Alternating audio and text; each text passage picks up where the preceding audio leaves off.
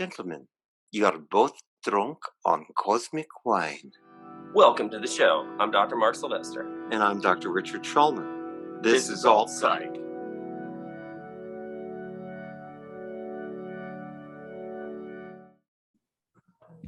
All right, well, then we're rolling. Welcome to the show. Dr. Schulman, we have a very special guest. Dr. Sylvester. Yes, we do. Dr. Cynthia Higgins, first of all, again, let me say thank you so much. I'm so excited about today. We have a lot of the world's problems to solve, no pressure, but let me be the first to welcome you. Rich, you can be the second. A truly kindred spirit, started out life as a psychiatrist, classically trained, USF, correct? Yes, that's correct. And well, your medical school was at USF, and then you did psychiatry at Duke, correct? So very classical psychiatric training, who similar, I think, to me, in the career path, shifted, the classic training to include more holistic and expanded focus, energy therapy, life coaching, intuitive counseling. I'm so fascinated by what you do and the way that you help people, as I am, Dr. Schulman. And I truly believe that is the future of mental health care, and where we're gonna evolve out of, whether that's this century or as a result of what we're all collectively enduring with the pandemic and all that. But welcome. Thank you so much for being here. Thank you. I am so grateful. I'm honored to be here. So I'll start you with an easy question. How did you break the indoctrination? Well, when I think about it, things actually go back even a little further than medical school. Before going into the field of medicine, I was actually a molecular biologist. So I spent a lot, I had my undergraduate degree in molecular biology from Princeton. And I worked in research for quite a while. And, at some point, I really had to honor myself. I mean, as much as I love working with, DNA, working with proteins, my greater passion was connecting with people. And so that's what led me to go back to medical school. And yes, you're correct. I did my internship at Duke, went back and finished my residency and then my fellowship at the University of South Florida. But I think that the turning point for me was working in a rural mental health system in a place called Cottonwood, Arizona. It's about 20 minutes south of Sedona, which most people who are familiar with it recognize it as a very spiritual place. Energetic. Yes, energetic. Oh yeah, people I love that area. there. I've been there a lot. I love that area. Yes, yeah. I lived there for 8 years, and I had the wonderful opportunity to interact with the Native American culture there, and it was an extremely humbling and eye-opening experience, because I had to recognize that inclusivity was really key if I was going to do a good job in what I wanted to do. And I'm a stickler about that, a stickler for the effectiveness. And as grateful as I am to that start into that clinic where I began, there were also certain discrepancies that I noticed, and it all seemed to center around our whole mental health paradigms. And so, and that's what really started me down this path. And I had personal experiences too, very stressful moving across country.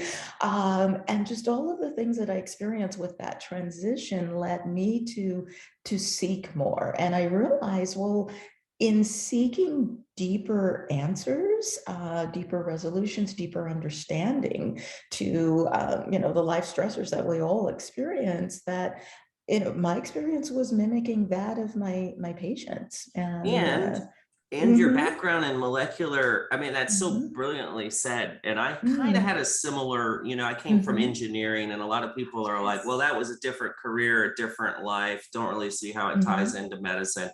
And I thought that way for a while. And you maybe even thought that way about the molecular genetics, molecular biology. But the coup de grace, spoiler alert, one of the solutions we're going to come with up at towards the end of the show is DNA itself is a string, right? And it has a certain energetic currency, and it has a vibrational signature. And so, interestingly, your background in hard science and molecular genetics and biology might be what we need, and that's why you and I think, are kindred spirits to help kind of marry the past and the future with something more substantive. I mean, look, everyone would believe in acupuncture if we had a chi meter, right? Like we do an EKG or an EEG. So someone's gonna discover chi in a way to measure it, and we'll take it for granted, just like we do an EKG or an EEG right now. So I like that you have such a big left brain. And I like that you have such a big right brain as well. So we need some brains today to figure out, why is society so angry? Why are we so, how did we where are we? What the hell is going on? Number one. And two, how did we get here? How does the pandemic affect the human behavior? Because I feel like it's the worst of the worst. I feel like I've never seen anything like it in my lifetime. And Dr. Schulman, I'm old, Mark. You got to remember, I've seen a few things. The last time was the 60s, you said. Let me say one thing. First of all, it fits with my experience as a musician. I come from the right brain part of this, and it's a miracle that I got through graduate school. I just was really interested in psychology, so it became like music for me. And the idea that we have a string in each cell, and I'm a trauma specialist, so the trauma gets the string out of tune. Well said. And that's the model that I work with, and that what we're really looking at is a deficit of love, because trauma will prevent love, because it's scary to open up at that point. So it fits. What about shared trauma? What about shared trauma and trauma bonding? Why have we turned on each other? Why are we so angry? Well, I mean, I give you my answer, but it's quite unbelievable. I was 10 years old when the President of the United States was murdered. Okay. And if you said, well, maybe it wasn't a lone nut, you were considered a traitor or a commie or something like that. And we were like an alcoholic family in this country. You speak the truth, you get shut down. Dad is a drunk. How could you say that? Okay. Our leaders are drunk. All of them, it seems to me. And we are lied to repeatedly and being made to say, oh, no, that's not a lie. And there's a part of us that knows we're being lied to, and we don't like it, whether we're willing to say it or not. Now, I'm a pretty radical nut job, so that I'm willing to say, I don't like being lied to, and I can feel it. That's the thing. There's a vibrational component to all this. Yes, there is. And you can feel it. And so people, whether they say it or not, they've lost control of their lives. And this happened long before the pandemic, but the pandemic said, hi guys, take a good look, because here we are. You don't know if you're going to get sick. You don't know if you're going to die. You don't know if you're going to have a job. Don't know if you're going to have a house. And you don't know how long you don't know how long this is going to end. And have a nice day. Yeah. And, faced with that sort of uncertainty, we all do tend to regress back to, and I don't mean this term in the pejorative, but it's true, our most primitive coping mechanisms. I don't think that's pejorative. I think you're speaking the truth. Yeah. And those are core responses. Like when you're talking about primitive coping skills, you're talking about lashing out in anger or fight or flight, Well, there's also this beyond fight or flight. I think where we are is in freeze and retreat. That I don't too, think we're just in or fight or both. flight anymore. As a society, we're living in freeze and retreat right now. You know, look, I'm a musician. Music means a lot to me. You put two pianos in a room, hit a C chord on one piano. What is the other piano going to do? It's going to resonate. Yes, it is. Everybody's trauma has been up. Everybody. Yeah. I have seen stuff. I've been doing this psychotherapy gig for a long time. Trauma is my specialty. I've developed all kinds of techniques for dealing with it. I've seen stuff in the last 18 months I didn't see in 3 decades. Yes. Have you seen it as kinda well in your practice? Yes, I have. And I, I have to bring something of a biochemical model to it. Please I do. look at this pandemic as a catalyst. In a biochemical equation, you have certain elements, and then you have a catalyst that facilitates their interaction. It might speed up a process that's already in place. And one of the things that I really feel like the pandemic has done, it has made us sit with our discomfort. And, in many ways that it's always a catalyst for growth when we do take that opportunity to look at it, to process it. But, as human beings, we're very adaptive. Our whole physiology is based on addressing a temporary or a limited threat, responding to it, and returning to that normal state. With the escalation of everything that we've seen, we are consistently in that fight or flight, consistently in that freeze and withdraw, to the point where we really have reached a boiling point, because physiologically we're at our wits' end. We're at the end of our endurance. And so again, pandemic related, some of the outlets the more healthy outlets that we would ordinarily have for all of this influx of inner emotion, and the witnessed outer emotion, the outer events too, we don't necessarily have access to those outlets anymore. Or, there's even a caution about engaging in those. And so it's like we're imploding, if you will. But if there's a silver lining to it all, I would say it is that, and you spoke about this, Dr. Schulman, is that we really have to assess our truths. And so it's a point of both embracing and letting go. It's exquisitely painful, but also remarkably effective in terms of propelling us to our next phase of growth, which is certainty. So I do feel that we are going to emerge from this with a great degree of certainty about who we truly are. And that in the end will bring us some resolution to the depression, a resolution to the anxiety, when we can finally embrace the wholeness. So, what do you think our current by the way, bravo. Yeah, that's so brilliantly said. I'm trying to figure out why our current model has failed so spectacularly. If it's if it's a confluence of a multiple factors, like you said, that the current model just is outdated, it's not comprehensive, it's and then, like you said, the perfect storm with the exposure to the stresses of the pandemic and all the factors that go along with it, the economic insecurity, all of the day-to-day in and out stressors every one of us can relate to, plus the uncertainty of not knowing when it was going to end. If they told us, you know what, the pandemic is over at midnight at the end of the year, I think we would see people behaving differently, better. It would affect it. So obviously there's a component to each of it, but boy, it seems like our current model is particularly poorly equipped to deal with this type of occurrence. This is because it's a societal wide trauma. You go into the diagnostic manual for post-traumatic stress disorder.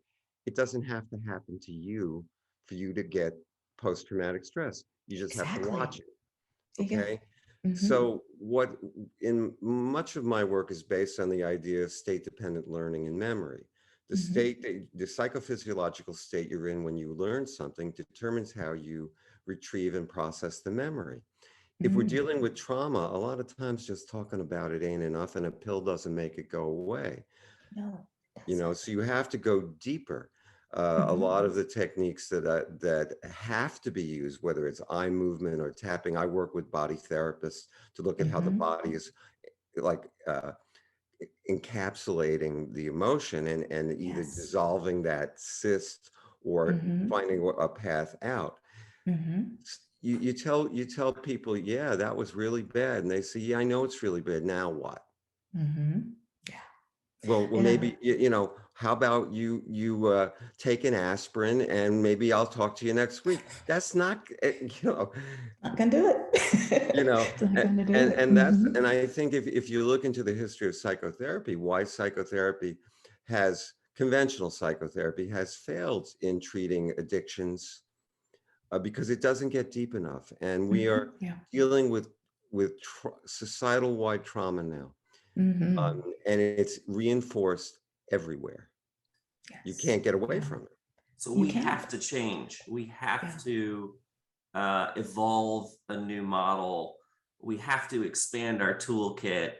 And you know, what you said before, Dr. Higgins, gives me great hope that, like you said, when we get through this and we look back on it, we will have grown and made, you know, a discovery about ourselves and a change in the way that we approach caring for ourselves, each other, our community.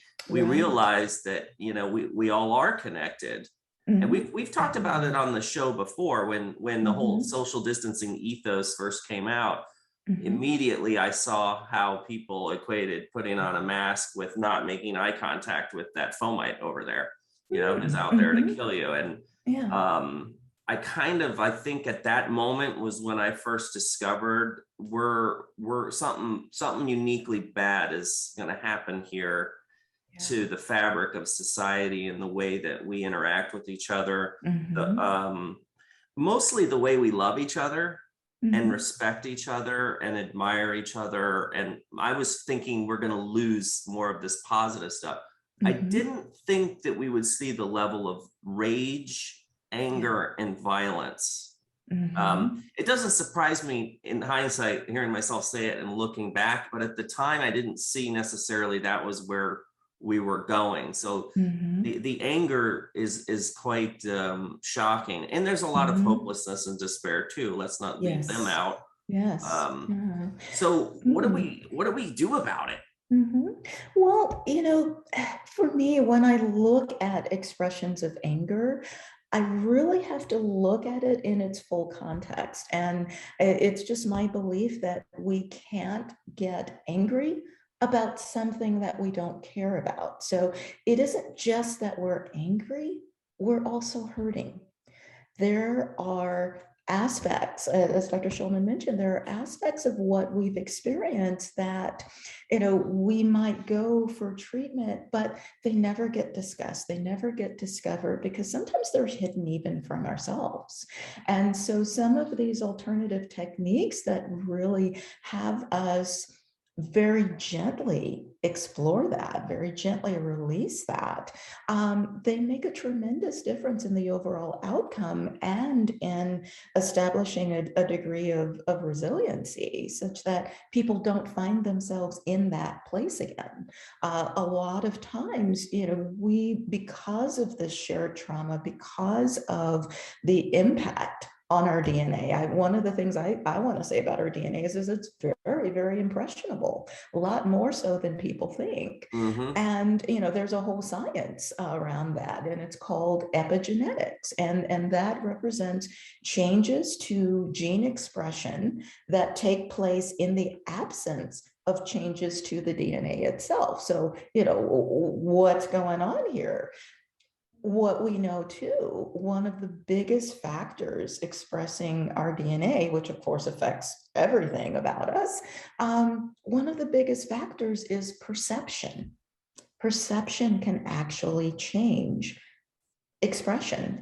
They've done studies on pregnant mice, and pregnant mice that are in that fight or flight mode, when their offspring are born, they generally have musculature that's a lot more developed than pregnant mice who didn't experience, or the children of pregnant mice who didn't experience a stressor. So, there's some kind of signal that's being passed along that says, this is a dangerous world. We've got to be prepared. So if the deciding factor is perception, and if, as you mentioned, with the social distancing, the overall impact of COVID, we're not getting the validation and the connections that we need. We're not able to often even work through or emote with each other. So we're like I said, we're experiencing that bottleneck of emotion, and hence the rage and the anger, because it's, to me, again, it's a level of hurt. When you mention, well, what do we do about it? Well, we dig deeper and we give people that release. We give people that outlet. And at this point, I feel like that outlet is more important than what we give them biochemically in terms of what we prescribe. Well, that's the change. Maybe Yeah. the outlet addresses the bioenergetics. Yes. Because this is a problem that needs an energetic solution. This is a problem that can't be solved by the pharmaceutical industry. No. And even our most evidence-based classical psychotherapeutic approaches, which we know work for many, many things, they've fallen short. And well, there's a reason. If when you talk to somebody who is a true trauma survivor, which I guess at this point we all are, they get worse. They don't get better. When I worked in the VA, that was the thing that stunned me.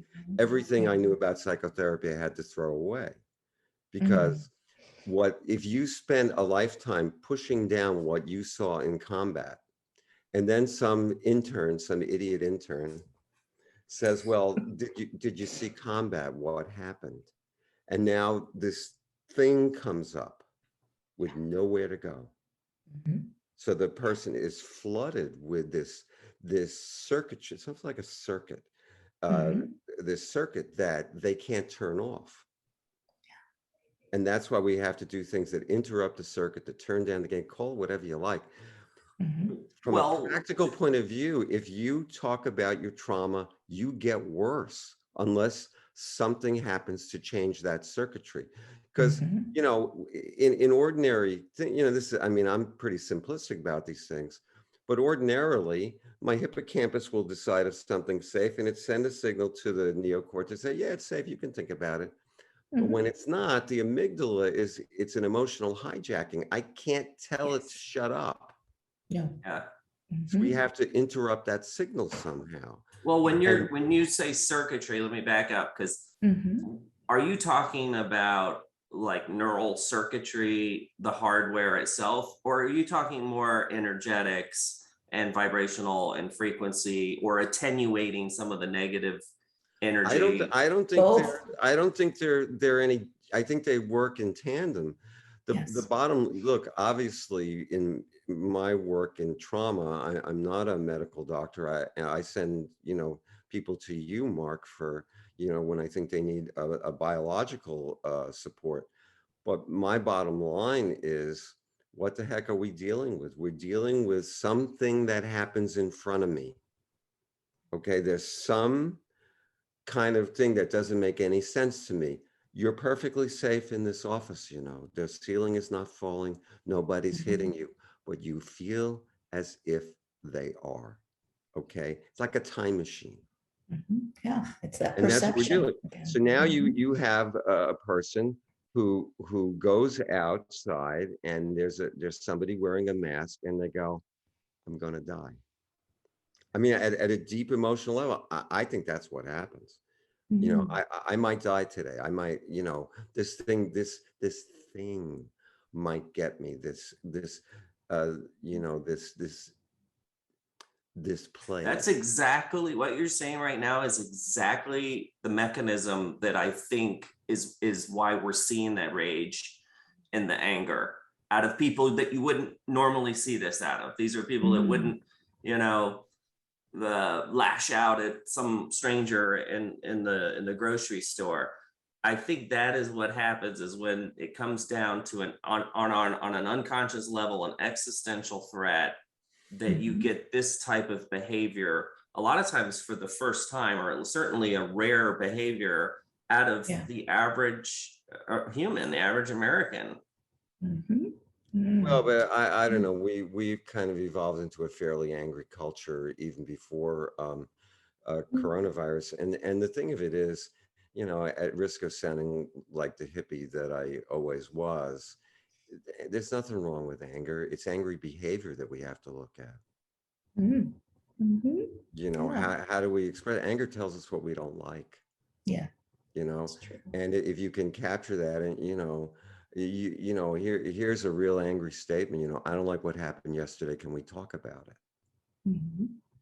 So we should have started. We should have started the show with that, because I think a lot of people don't realize how angry and dysfunctional they are right now. And first, you, like you said, you got to recognize it, and then you can accept, okay, I am feeling anger, and it's okay, and it's teaching me something, it's showing me something, it's drawing my attention that there's an existential threat here. It's very hard for me, and I think the average person, to connect what's going on out there. Oh yeah, I don't, you know, I don't watch the news, or I don't do this or that. It's not really affecting me that much. It's affecting every single one of us. And I always joked, even Tom Hanks and Wilson on a deserted island are feeling what we're feeling right now, because of the concept of collective unconscious, because of shared bioenergetics. You don't need to be in physical contact to feel the stress hanging in the air, you know. Well, also the messages that we got were really crazy. When in the history of medicine was there a decision made, let's not do early treatment? Go home and wait till you're about to die and then come to the hospital. And then to find out that maybe there is early treatment, maybe people feel a little betrayed. You know, I'm certainly a survivor because of early treatment. Okay, yeah, there's a betrayal. There's definitely a tremendous betrayal, and a distrust of our healers. And the media in general is where we're getting the bulk of our information. And when the media is obviously so inconsistent. They're not inconsistent, Mark. Who do you think? I mean, who's the number one? Media. Who's the number one commercial when you turn on Anderson Cooper? What do you get? Pfizer. Okay, and it's on every news show. 75% of you look at this stuff. 75% of, I've read a study about this, of news commercials are pharmaceuticals. That's interesting. And I don't have a TV. I killed it long ago. But what I realized early on is that the pharmaceuticals not only were completely useless for the unique shape of this trauma. I needed to expand my skill set, and I've sort of tried out what works for all of us, and then looked at the common denominator, which is sort of, I think, the future of mental health care, what we're looking to evolve into as a culture. And you know, I kind of came up with this concept of the 4 noble necessities, because we all need them right now, and they're noble. And that was a play, of course, on the Buddhist philosophy, the 4 noble truths. But I like the word noble because it's close to sacred. I feel like there is a sacred opportunity right now for society, for the evolution of the human spirit, for our culture, to, like you said, make good come from this, and really discover, hey, the tool set that we have, we don't have the right tool. We're missing something. Exactly. And part of that sacredness is the inclusion of the emotion, the inclusion of the spirituality. And I don't mean in particular, you know, any particular type of religion. I mean all. Whatever it is that we hold sacred, it affects our perception, which affects our DNA expression. It affects our immune system. It affects every part of who we are. It affects our neighbor. Yes, it does. It does. And, people often ask, and they say, oh my goodness, you came from a molecular biology background, why are you, talking about all this spirituality? And, what I have found is that when I follow the science, I come back to the spirituality. If I follow it as far as I can, I end up with things that transcend belief. All right. And so we have to consider possibilities. We have to be open to the unexplored and the unexplained. And those are things that make a key difference. The other day, I was speaking with someone. And it's a very interesting story because as a medical student, one of my rotations on my surgery unit was that I was assigned to the Moffitt Cancer Center. And I had the opportunity to have these wonderful conversations with the chaplain there. And one day he said something to me that really kind of threw me a bit, and he spent many years there, and he said, it's been my observation that the one thing that people have in common, the people who have the best outcomes here, they have something in common. And I said, well, what is that? And he says, they all believed in Santa Claus when they were little. And you think, oh, how cute, how wonderful. But that was actually a very profound statement. And what he meant by that is, for many people, of course, if that's like culturally appropriate, that is the first time that they believed in something that they couldn't see. They had this fundamental belief in an outcome, and they allowed themselves to embrace that outcome. And there's that, that tie back to the epigenetics. It's all about perception. If we can change outcomes through the collective consciousness, if we can change beliefs, we've made a critical difference in who we are, how we function. They say, what is the definition of a miracle? It's a leap of perception. So, here we are as children, we have this perception that this magical thing is going to happen, and voila, it does. And so when I look at the inclusion of spirituality in our psychiatry these days, to me, it's a necessary component, like you said, almost like those noble truths. And I think it is so spot on what you're saying. And from my point of view, once again, as a trauma specialist, the trauma is encoded very similarly to spiritual experience.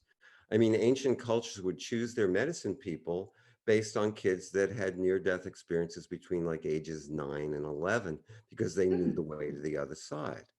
In fact, one of our previous guests, Nicole Bacharach, who does brain training, said to me once, Rich, what you really are is a neurosurgeon because you're peeling back the trauma and leaving the spiritual experience. And it kind of like jolted me and said, well, yeah, that's true. Those experiences are very similar. My own experience of trauma is that it was very similar to trance experiences that I had. Yeah. So once again, if you want to go in and deal with this, you've got to get to that psychophysiology that at least gets close to what people experience when they learn. I like the learning model where they learn the trauma.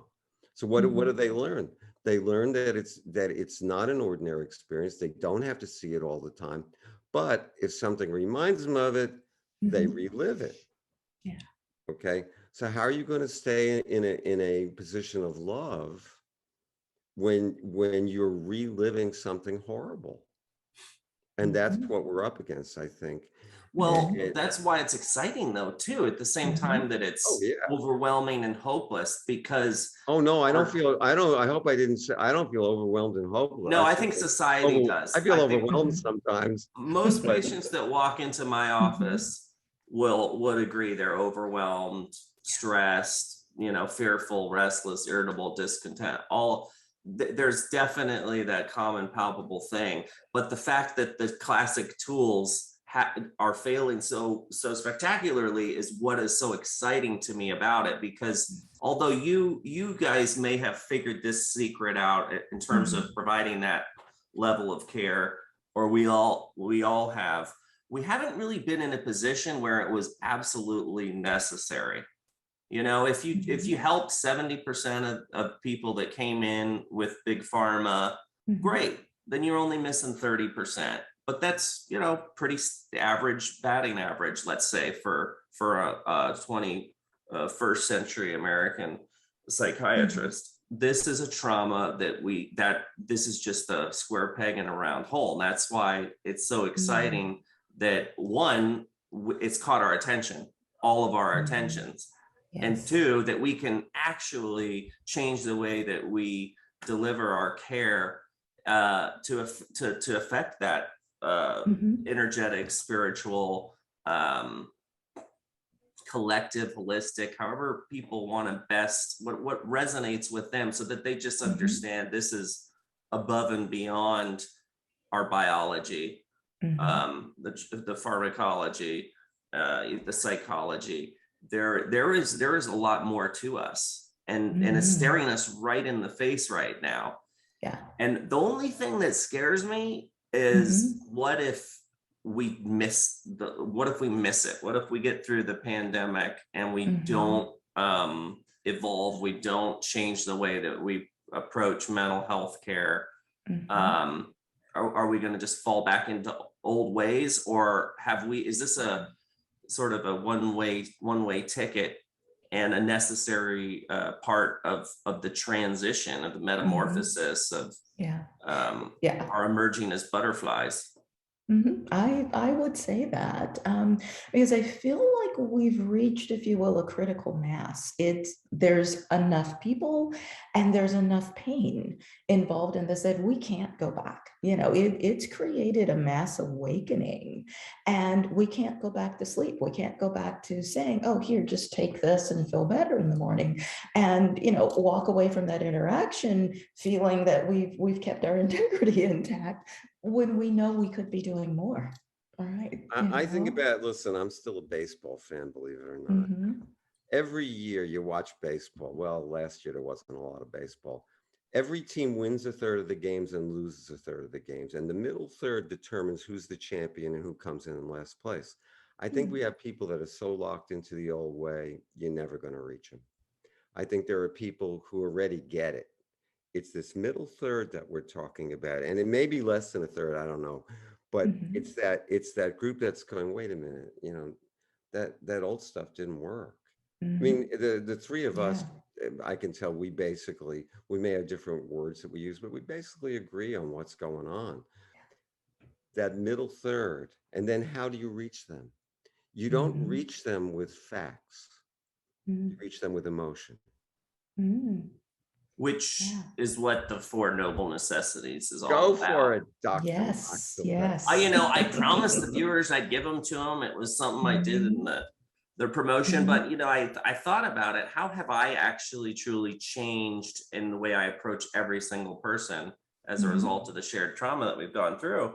And the first biggest thing that all of us get a benefit from when we shift our focus to is gratitude. You know, when times get tough, you know, it's easy to say it can always be worse. Focus on the glass being half full, what we do have. And it's a very easy thing to do. And right now people are so paralyzed with fear that they're not ready to take what Tony Robbins calls massive action.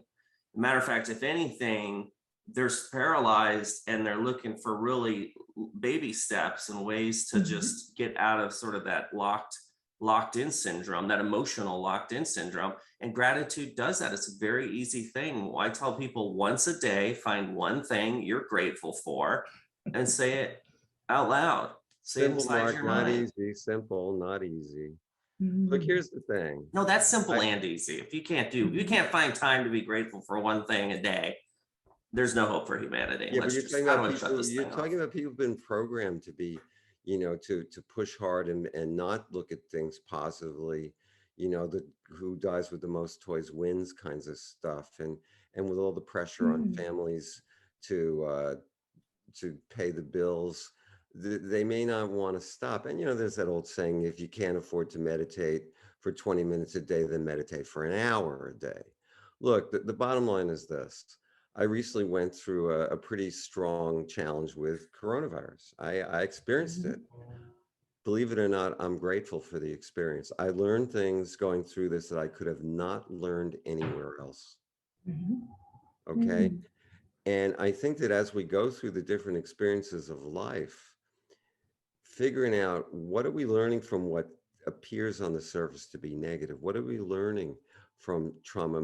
The people that I work with who go through trauma, they either become very kind or very bitter. There's very little in between on that.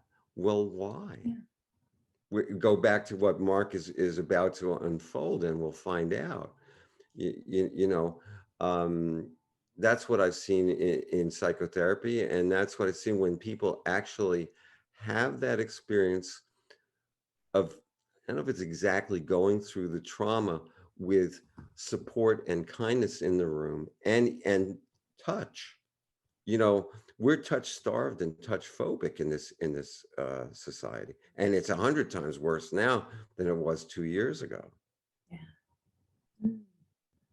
That authentic connection. Yeah. It means so much. But gratitude is an it is touching on what we're getting at. It's an energetic thing. I mean, even if you're grateful, well, I'm grateful for my health, or oh, I'm grateful for my kids, or something that people might just say to themselves in an academic way, it has an energetic currency. Now, to achieve nirvana or enlightenment, maybe try being grateful for the trauma, you know.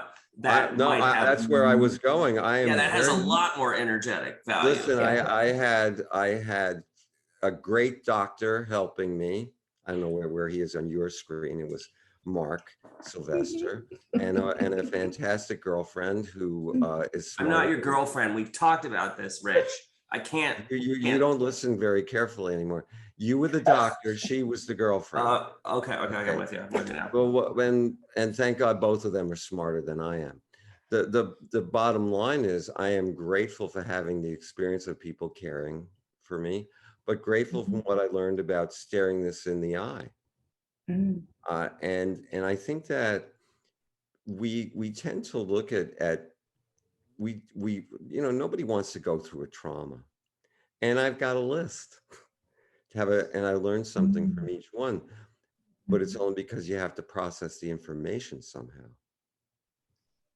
You do. Well, you got more. You segue perfectly into my second noble necessity, which is I humor. love to do that for you. Humor. It's, you know, humor is one of those things that kind of like the amygdala has the ability to instantaneously shut down about any part of the brain if it's in the best interest of the survival of that organism. I think humor has almost an amygdala-like power at attenuating fear, hopelessness, negativity. And it's different. It's a different vibrational frequency than gratitude. None of us have been laughing much. It's just, there's so many things that demand priority attention that we almost feel guilty, right? If we're having a good time and laughing. And I tell people, whatever makes you laugh, if it's putting on an old movie from the 80s when times were simpler and it reminds you of your childhood and it's some slapstick, mindless, silly comedy, do it. If you want to, if you're better at expressing humor, like to me, I make jokes because I see that it helps other people and it helps kind of get them out of sort of negative energetic spaces, even if just for a moment. But it's really for myself, because I find that making other people laugh helps me, really.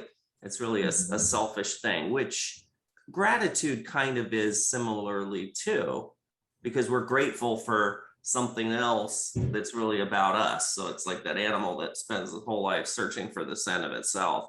So humor is something we always, you know, nobody dislikes laughing. Anything that takes you outside of yourself, I think approaches the spiritual, approaches the vibrational. And service is another, the third noble necessity. And service by definition is taking you outside of yourself to do something for someone else. Because when we're focused on someone else, it helps us take our mind off ourselves. Sometimes our mind has to be on ourselves. Sometimes we want to meditate and have our mind on nothingness.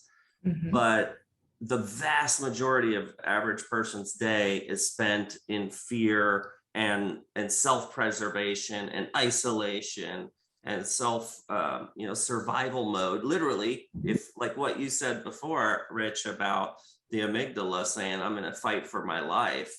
And then that's why we're seeing more people act out in that type of way. It's because of the threat to themselves, and service literally interrupts that circuitry, if we want to call it that. You know, I should have done the 6 noble necessities. I only did 4 because we have an advanced class, right? We've got an advanced class, but you know, the 4th one and this one, I'll let you guys explain what it means to you. But it's love. You know, we've always come back to love, and love in any form or any expression is probably a good definition for most people's supreme deity.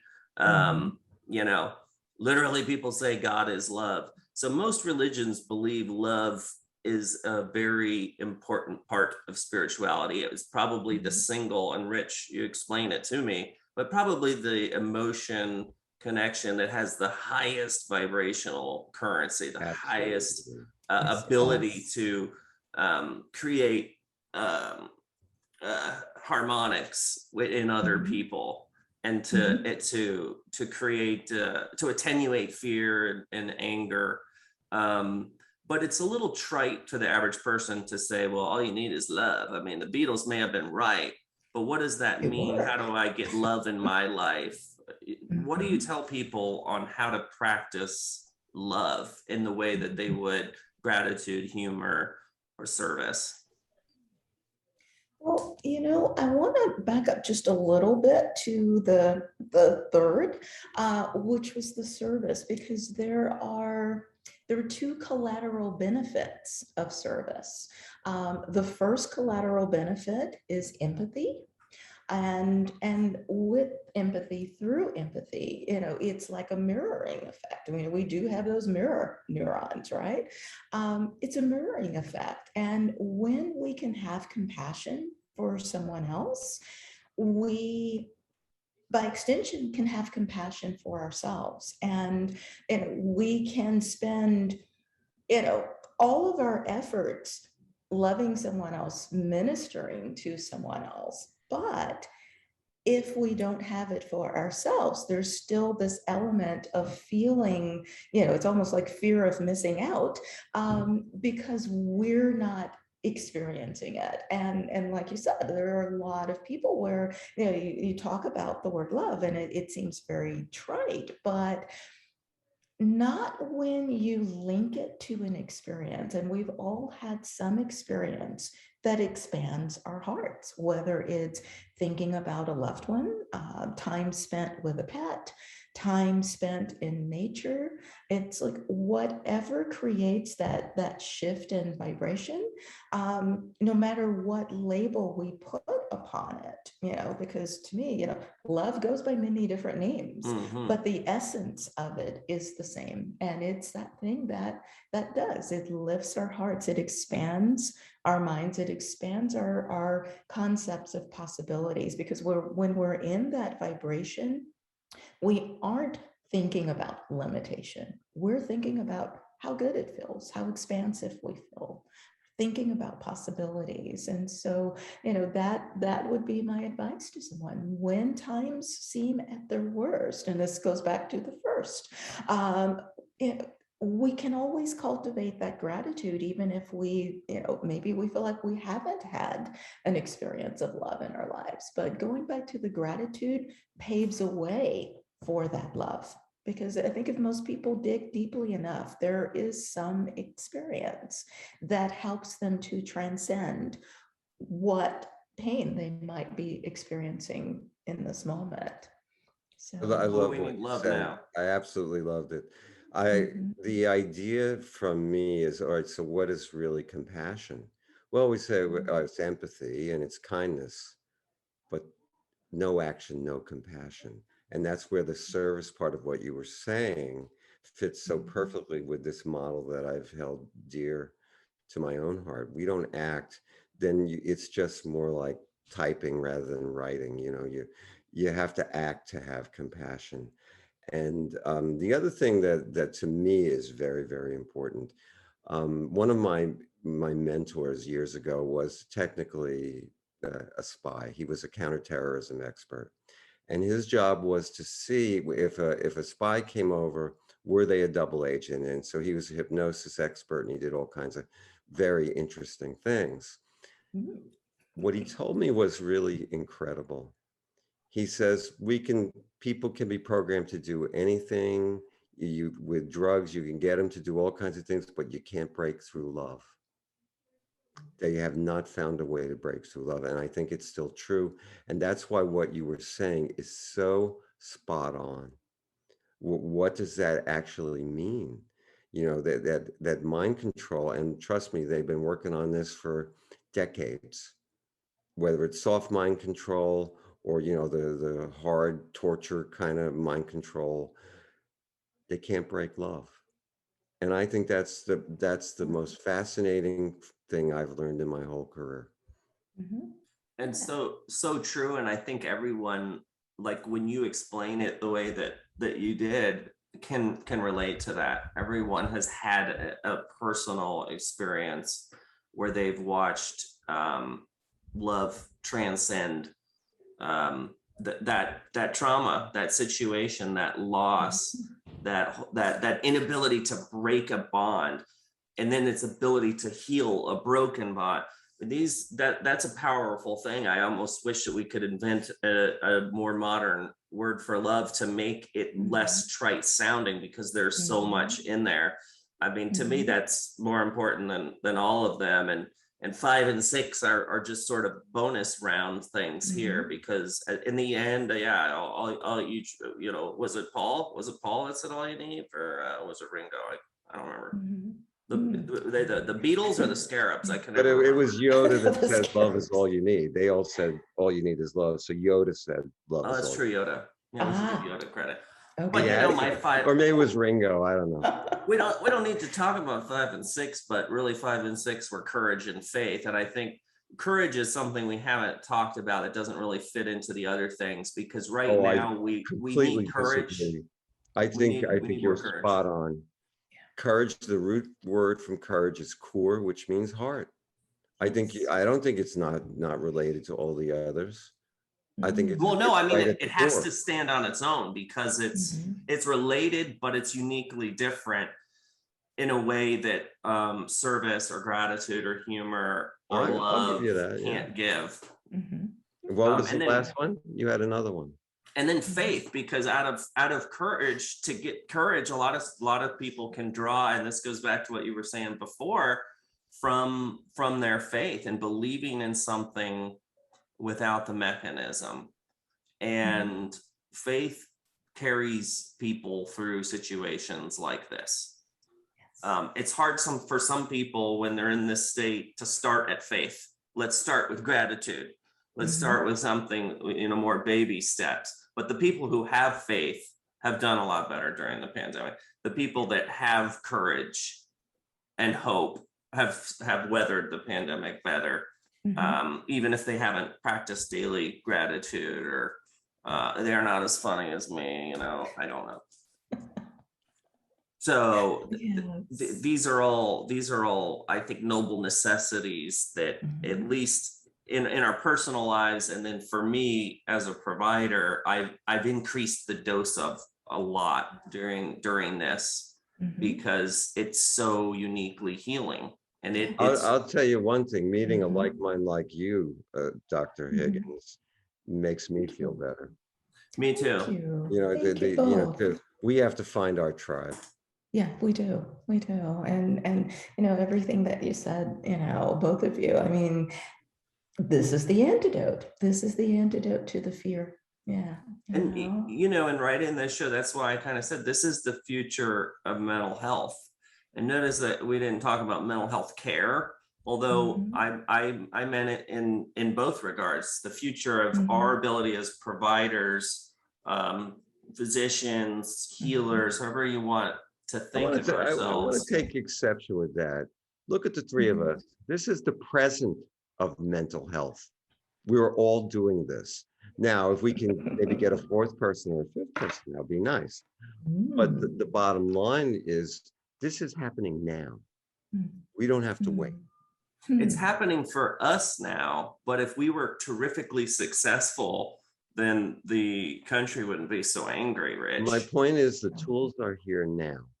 The tools are here now. The future perhaps is that people start to use these tools, but the tools are here now. And I could tell you, I know two great people that are using them, and I'm very happy today. Wonderful. And something that you said too, kind of an aside of what I do, I've kind of taken on, if you will, it's a pet project, and it is seeking out those medical professionals that are feeling a little jaded with the current system, particularly the current mental health system. And, going back and reinforcing what I call their big why. They entered medicine generally for a reason. It's a great motivation. And I know from the people that I currently see, and you can read, in all of the journals, you can read about the statistics about things that are happening to healthcare providers. There's definitely a war of attrition going on. And why is it? I think that there's a great deal of disenchantment because the venue does not match the expectation and the purpose with which we went into this field. And so one of my projects is actually working one-on-one with people like that to go back and to really give voice to that inner need to express that purpose. What does it look like? What support do you need? To validate the compassion and the intuition, which, in the current model might look like a liability, but it's going to be our saving grace. And the more people who align with their own truth in that way, the greater impact we have as providers. And that's my mission currently, to create this tide of people that are aligned with their own truth, regardless of what the paradigm or the system says is standard care. We have to rise above and beyond it if we really, really want to, diminish this tide of anger that we have. Yeah, that's why we're so excited to have you and so honored bravo for you to be here and talk about this. And thank you so much for your time. Thank you. It's been my honor. It's so sweet. I hope we can have you back. I would love that. I certainly would. Because next time we can tackle world hunger. Hey, we're up for the challenge, right? I think we'll solve that. So okay. Thanks again for everyone's time and for joining us. And don't forget, next week actually, let's just let it be a surprise. So. Mystery. We like mystery. Yeah. Yes, we do. Anticipation. We'll see you then. Thanks. All right. Alrighty. Sounds Be good. well. Everybody Thank be you.